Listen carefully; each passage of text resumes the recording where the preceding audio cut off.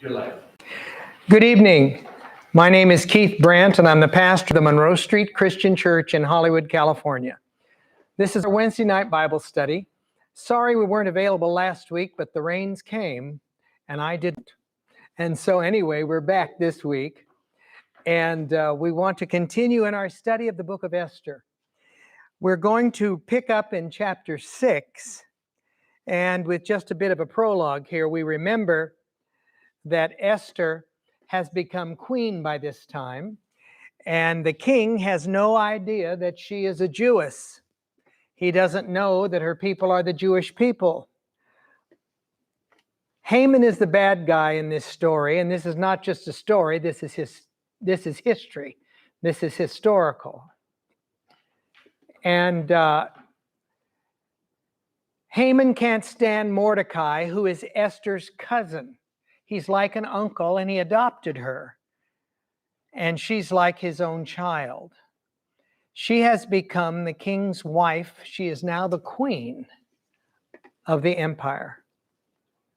But Naaman wants to kill all the Jews because he can't stand Mordecai, who is a Jew. Therefore, he wants to kill all of the Jews that Mordecai represents.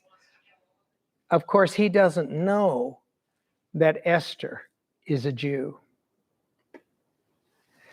There was a time, not far before this, that Mordecai, Esther's uncle, we'll call him that, got word that two of the eunuchs, remember the eunuchs were put in charge of the king's harem, and there were two eunuchs who wanted to assassinate the king. And Mordecai found out about it. And so he brought that to light. He went to the proper channels, etc., and that was revealed. And they were discovered, and the king was saved, and they were executed. Somehow all of that got mixed up in the area of forgetfulness, and Mordecai was never thanked or anything about it. Well, it turns out that the king was looking through some older papers, and he found the history of the whole event.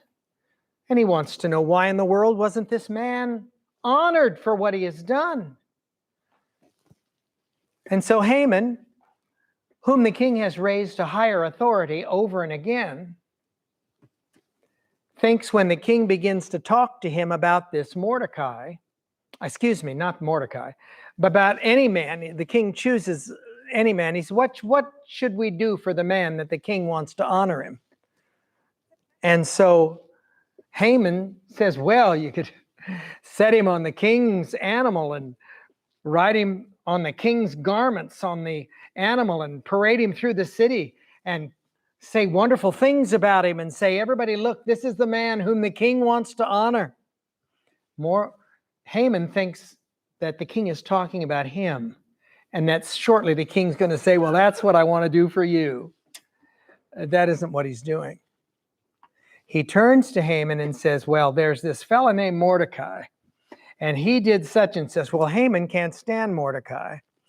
But when the king orders him to take Mordecai, to dress him in the finest garments, to put him on this animal of the king's, and to parade him throughout the whole city back and forth, calling out, this is Mordecai, the man whom the king wants to honor. And he has to take him back and forth all over the kingdom to do that. He becomes so incensed that the only thing he wants to do is to kill Mordecai. So he develops a plan to destroy Mordecai's people, who are the Jews. And so with this in view, we come to the 6th chapter, verse 12. Now this is right after he had taken Mordecai around the city to honor him. Afterward, Mordecai went back to the king's gate, but Haman hurried to his house, mourning and with his head covered. You can imagine. When Haman told his wife Zeresh and all his friends everything that had happened to him, his wise men and his wife Zeresh said to him, well, if Mordecai, before whom you have begun to fall, she sees that it may be just a matter of time where this will influence the destruction of her husband's authority. If Mordecai is lifted up now, and the king is going to find favor with this is going to give favor to Mordecai, as the king might speak to Mordecai, Mordecai might mention that Haman is treating him like dirt. He doesn't know what else to think. So his wife says, if Mordecai, before whom you have begun to fall, is of Jewish descent, you will not prevail against him, but will surely fall before him. While they were still talking with him, the king's eunuchs came and hastened to bring Haman to the banquet which Esther had prepared. Now remember, the last time Esther had prepared a banquet for the king and for Haman.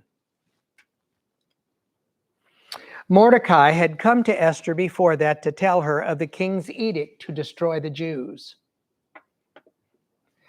And so he has told Esther that she must do something about it. She's the queen. And so she said, well, if the king doesn't call me, I'm not supposed to go into his presence because he can kill me if he doesn't call me. It's kind of an illegal thing. Of course, if he holds out the golden scepter to me, then it's okay and I can approach him. Well, anyway, Mordecai says, if you don't do this, if you don't try to save your people, the Lord's going to save them through some other means. And so Esther says, all right, if I fail, if I die, I die. If I fail, I fail. So Esther had that first banquet and invited Haman and the king to her banquet. This is the second banquet. So chapter 7, verse 1. So the king and Haman went to dine with Queen Esther, and on the second day at the banquet of wine, the king again said to Esther, what is your petition? Queen Esther, it shall be granted to you. What is your request? Up to the half of my kingdom it shall be done. Now the king has already told her this on that other occasion, but she has not revealed what her real request is yet. Verse 3, then Queen Esther answered and said, if I have found favor in your sight, O king, and if it pleases the king, let my life be given me at my petition and my people at my request. Wow. For we have been sold, my people and I, to be destroyed, to be killed, and to be annihilated. Had we been sold as male and female slaves, I would have held my tongue. Although the enemy could never compensate for the king's loss.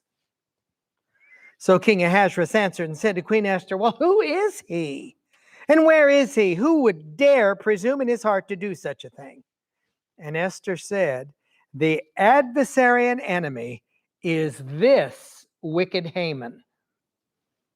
So Haman was terrified before the king and the queen. I guess so. Then the king arose in his wrath from the banquet of wine and went into the palace garden. But Haman stood before Queen Esther, pleading for his life. For he saw the evil that was determined against him by the king. When the king returned from the palace garden to the place of the banquet of wine, Haman had fallen across the couch where Esther was. So he looked like he was in a position of trying to maybe romantically influence the queen. Haman had fallen across the couch where Esther was. Then the king said, will he also assault the queen while I am in the house? As the word left the king's mouth, they covered Haman's face. You ever seen those old westerns? Sometimes they put those hoods on the men just before they're going to hang them. Now Harbona, one of the eunuchs, said to the king, look, the gallows, 50 cubits high, which Haman had made for Mordecai. Isn't it interesting? Everybody seems to know what Haman's plans are, except the king. Who spoke good on the king's behalf, speaking of Mordecai, is standing at the house of Haman. So the gallows are in Haman's backyard. Then the king said, hang him on it. Now let's just backtrack to the extent that at the beginning of what was going on, when Mordecai went to Esther, she had told him to tell all of the Israelites in the Persian kingdom, to go into a 3-day prayer and fasting. And we call it the Esther Fast today. And an Esther fast is no food or water for 3 days. And that is what she'd asked the people to do because their lives were at stake. And they were doing this. And you see how things are going in the right direction because prayer has been offered for all of this time. We can't ever underestimate the power of prayer. When circumstances look so iffy sometimes and scary, prayer changes things. I will tell you this.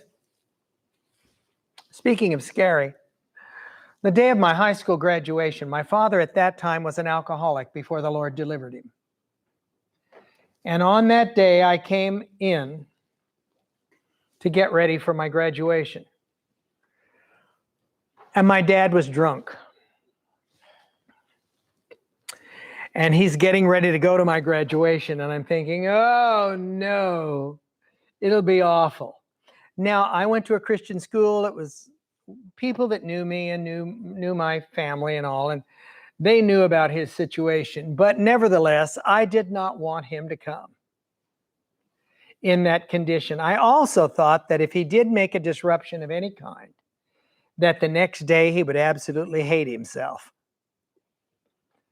So I asked the Lord, I took myself turned aside when nobody saw me, and I prayed and I said, Father, will you please cause a spirit of deep sleep to fall upon Daddy so that he will not go to my graduation and humiliate himself.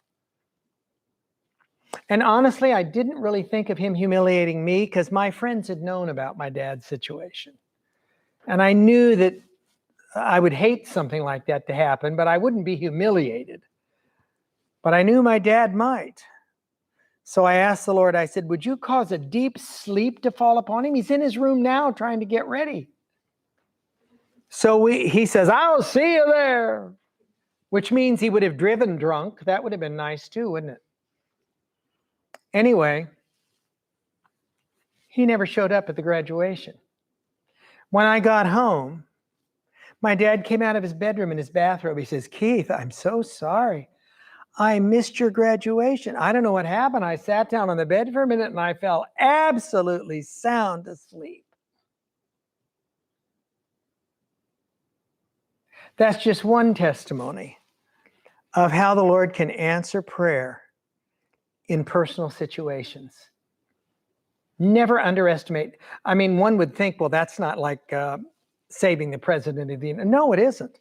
But maybe in my position, in my family, it would have been very important to us, you know. And so I testify to you that the Lord answers prayer. And you can imagine all of the Jews in Shushan and throughout the entire kingdom, which was enormous.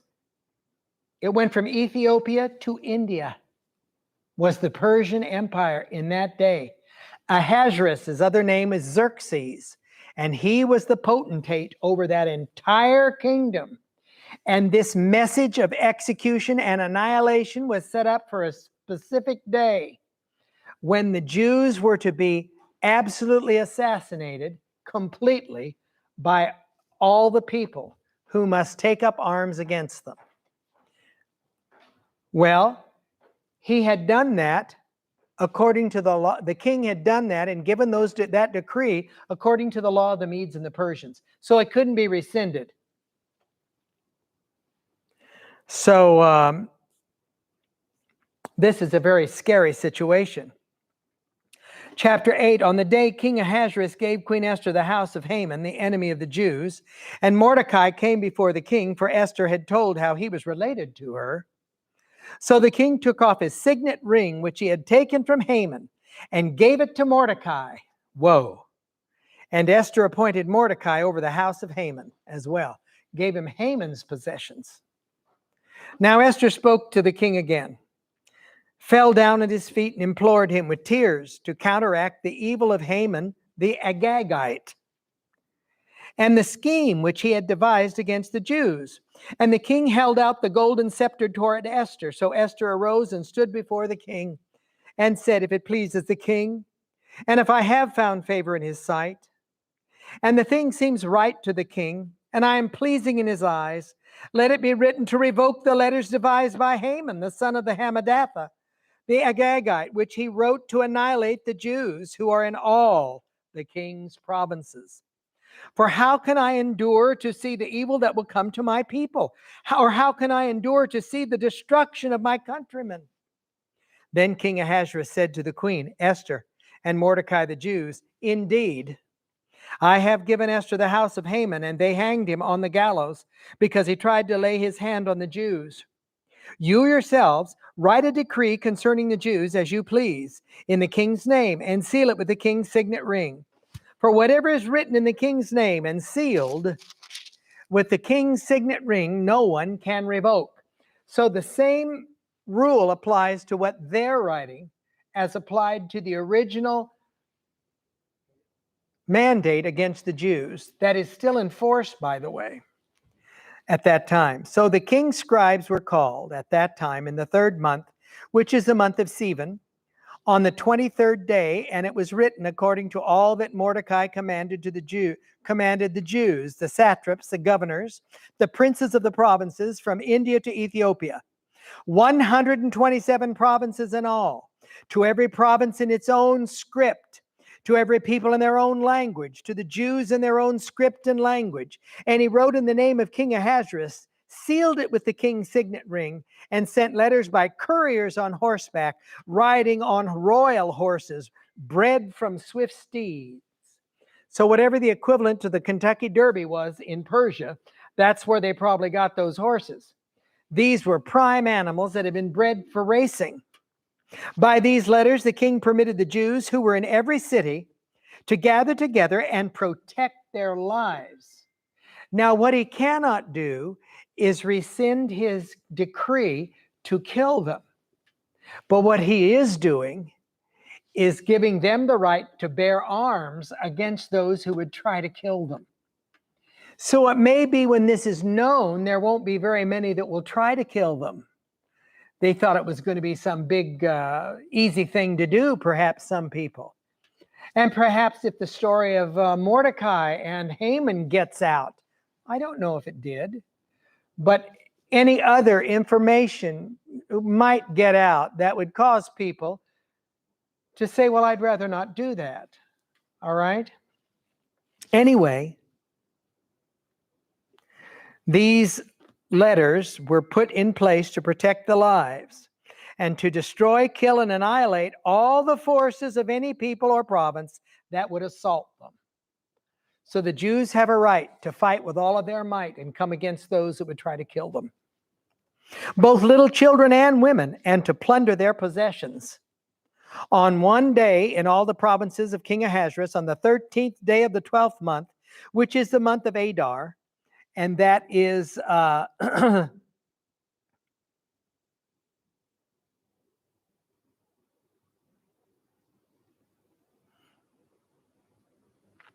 there is a special additive from the Septuagint version which applies to this, but I don't think it's that much of interest. I saw it there and thought it might be. A copy of the document was to be issued as a decree in every province and published for all people, so that the Jews would be ready on that day to avenge themselves on their enemies. The couriers who rode on royal horses went out, hastened, and pressed on by the king's command. And the decree was issued in Shushan, the citadel. Now, Shushan's the capital of Persia, and the citadel are the king's houses and all of his possessions and all of the territory around them. So Mordecai went out from the presence of the king in royal apparel of blue and white, with a great crown of gold and a garment of fine linen and purple. And the city of Shushan rejoiced and was glad. Hallelujah. The Jews had light and gladness, joy and honor. And in every province and city, wherever the king's command and decree came, the Jews had joy and gladness, a feast and a holiday. Then many of the people of the land became Jews, because fear of the Jews fell upon them. Isn't that interesting? Now in the 12th month, that is the month of Adar, on the 13th day, the time came for all the king's command and his decree to be executed. On the day that the enemies of the Jews had hoped to overpower them, the opposite occurred, in that the Jews themselves overpowered those who hated them. The Jews gathered together in their cities throughout all the provinces of King Ahasuerus to lay hands on all those who sought their harm, and no one could withstand them, because fear of them fell upon all people. And all the officials of the provinces, the satraps, the governors, and all those doing the king's work helped the Jews. That's a switch. Because the fear of Mordecai fell upon them. Why the fear of Mordecai? Because he's now the prime minister of the nation. And they know he's a Jew. At least they've discovered it. For Mordecai was great in the king's palace, and his fame spread throughout all the provinces. For this man Mordecai became increasingly prominent. Thus the Jews defeated all their enemies with the stroke of the sword, with slaughter and destruction, and did what they pleased with those who hated them. And in Shushan, the citadel, the Jews killed and destroyed 500 men. Also in Parshandatha, Dalphon, and Aspatha, Paratha, Adalia, Aridatha, Parmastha, Arisai, Ardai, and Vejezatha, the 10 sons of Haman, the son of Hammedatha, the enemy of the Jews, they killed. But they did not lay a hand on the plunder. That means everything that Haman had owned. On that day, the number of those who were killed in Shushan, the citadel, was brought to the king. And the king said to Queen Esther, the Jews have killed and destroyed 500 men in Shushan, the citadel, and 10 sons of Haman. What have they done in the rest of king's provinces? Now, what is your petition? It shall be granted to you. Or what is your further request? It shall be done. Then Esther said, if it pleases the king, let it be granted to the Jews who are in Shushan to do again tomorrow according to today's decree, and let Haman's 10 sons be hanged on the gallows. So the king commanded this to be done. The decree was issued in Shushan, and they hanged Haman's 10 sons. And the Jews who were in Shushan gathered together on the 14th day of the month of Adar, and killed 300 men at Shushan, but they did not lay a hand on the plunder. The remainder of the Jews in the king's provinces gathered together and protected their lives. They had rest from their enemies and killed 75,000 of their enemies, but they did not lay a hand on the plunder. This was on the 13th day of the month of Adar, and on the 14th of the month of Adar, they rested and made it a day of feasting and gladness. So this day and this event is celebrated among the Jews and all over the world today. It's called the Feast of Purim, and they celebrate a time when they were protected and where they were spared.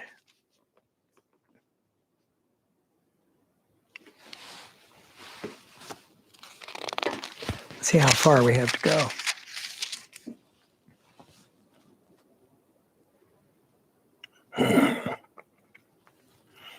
But the Jews who were at Shushan assembled together on the 13th day, as well as on the 14th. And on the 15th of the month they rested and made it a day of feasting and gladness. Therefore the Jews of the villages who dwelt in the unwalled towns celebrated the 14th day of the month of Adar with gladness and feasting as a holiday, and for sending presents to one another.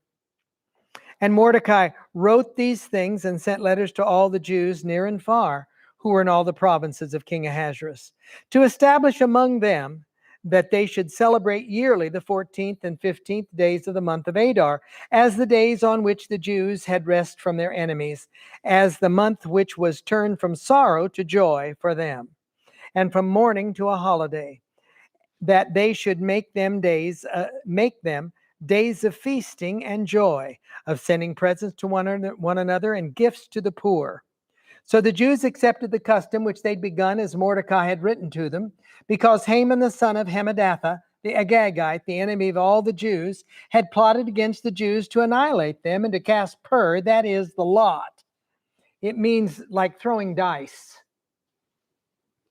to consume them and destroy them. But when Esther came before the king, he commanded by letter that this wicked plot which Haman had devised against the Jews should return on his own head, and that he and his son should be hanged on the gallows.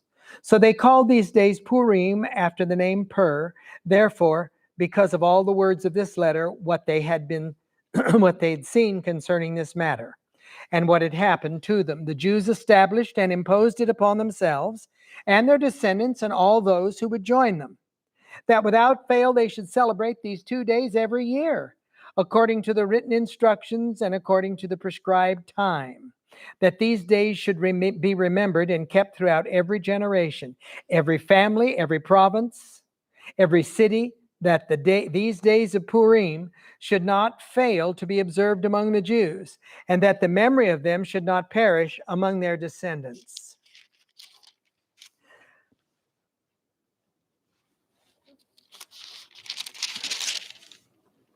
Then Queen Esther, the daughter of Abihail, with Mordecai the Jew, wrote with full authority to confirm this second letter about Purim. And Mordecai sent letters to all the Jews, to 127 provinces of the kingdom of Ahasuerus, with words of peace and truth to confirm these days of Purim at their appointed time, as Mordecai the Jew and Queen Esther had prescribed for them, and as they had decreed for themselves and their descendants concerning matters of their fasting and lamenting. So the decree of Esther confirmed these matters of Purim, and it was written in the book. And King Ahasuerus imposed tribute on the land and on the islands of the sea. Now all the acts of his power and his might, and the account of the greatness of Mordecai, to which the king advanced him, are they not written in the book of the Chronicles of the kings of Media and Persia? For Mordecai the Jew was second to King Ahasuerus, and was great among the Jews, and well received by the multitude of his brethren, seeking the good of his people and speaking peace to all his countrymen. And I realize that it's a lot of reading to hear some of this history, but we don't do it very often. And now you know the derivation of why people might want to call their daughter Esther, because she was a wonderful woman who had never expected in her early years to ever have to do anything like this or have to be involved in anything like this. Remember, against her own will, she was taken almost as a hostage to the palace, to be groomed, to be shown to the king if she might be the one that he would choose to be his wife among all the other women out of the kingdom that they'd brought in there to prepare for that and everything, and she was chosen. And one of the great themes in this is the phrase, "for such a time as this," where Esther was told, where we read concerning what she was going through and would have to do, and what would the outcome be, that sometimes we might be put into situations we think are so foreign to what we know anything about. But as for her, it was for such a time as this that the Lord allowed her to become the queen of the Persian Empire, so that his people could be saved. So it gives me hope whenever situations arise that are difficult. And maybe sometime if I'm thrown into a spot that I haven't been a part of before and have to try to do something about it, I have confidence that the Lord will show me what to do. And you should have confidence in the different things that you have to deal with in your lives, because you will certainly have certain things to deal with. This doesn't always mean that every single person in every country the countries whom the Lord is trying to help or honor, that every single person is always doing everything right. But when the majority are trying to do the best they can to serve God and to do what the Lord wants them to do, a way is made that all may be affected righteously because of it. Could there have been some Jews in that kingdom at that time who were not nice people? Oh, I think so. Just like there are in every other culture and every other situation. What does some say? There's a rotten apple in every barrel. But the majority were people that were standing up for God. And that's why some people become discouraged in the church, because everybody isn't perfect. And somebody makes a mistake or sins, and it becomes known. And then some may say, well, so-and-so's a hypocrite. They say one thing and do another. But we have, through the act of salvation, we have forgiveness for sin. And as long as we ask forgiveness and strive to serve the Lord with our hearts, God can reinstate us into a wonderful position of use. We don't have to worry that somehow we won't be valuable anymore to the Lord. Part of it has to do with the condition of our hearts before God and what we really want to do. Well, anyway, usually our Bible studies are more hermeneutical concerning the scriptures themselves, as they are literally instructive. This, of course, was more of a narration of what happened. But when we see God's intervention, it's a marvelous thing. And remember that in the book of Esther, there's no doubt that you understand they're talking about supernatural intervention, aren't they? They're talking about God's intervention, and yet his name is not mentioned once in the entire book. So sometimes actions speak louder than words. So praise God. I hope you bore with us tonight. Bless you. We hope to be here next week again. May God be helping you in every way.